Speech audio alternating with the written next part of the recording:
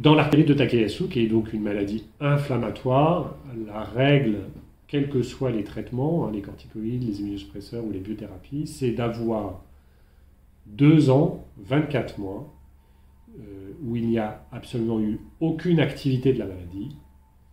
que ce soit sur la biologie, que ce soit à l'imagerie, et pas de changement de traitement.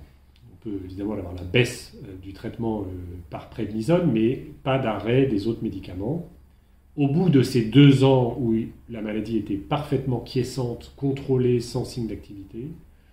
la question là se pose de supprimer des lignes de traitement. Et donc,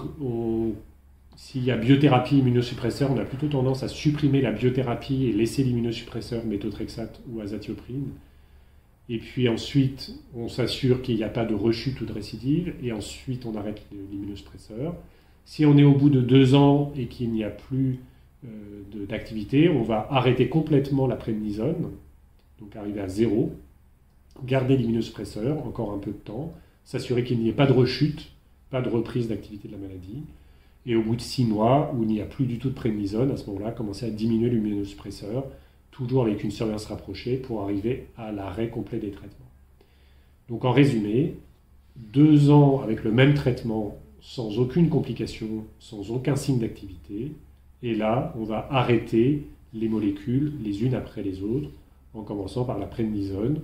puis la biothérapie, puis l'immunosuppresseur en dernier.